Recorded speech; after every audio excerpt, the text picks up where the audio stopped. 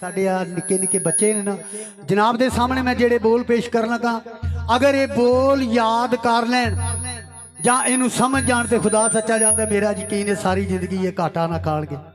चंद बोल मैं सियाणियां दे खान पेश कर रहा, जरा तवज्जो। हाँ जी,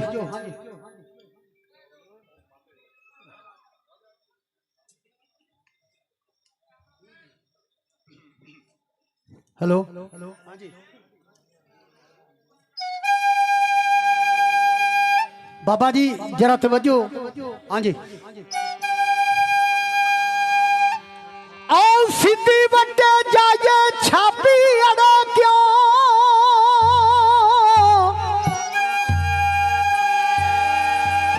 ओ तवा होवे चंगा रोटी सड़े क्यों, अपना आप जे होवे चंगा कोई गिरे बाण तो फड़े क्यों, हो सवार जे होवे चंगा घोड़ी अड़े क्यों, ओ पुत्र होवे चंगा ते नो लड़े क्यों, ओ पिंड दा होवे सलूक ते पुलिस बड़े क्यों।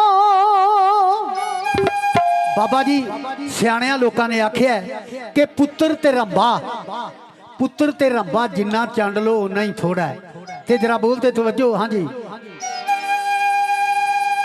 ओ पुत्र जमदिया रखिया बिच कब्जे दे,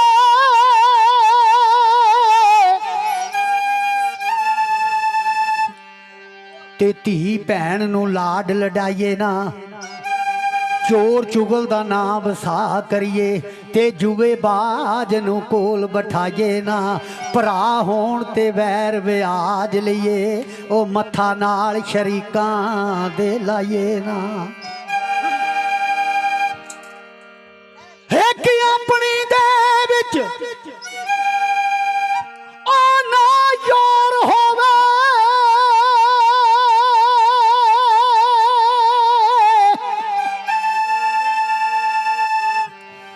एक अपनी दे विच ना जोरी होवे, ते सुती कला जगाइए नो मैनू सभे पीड़ा मंदियां।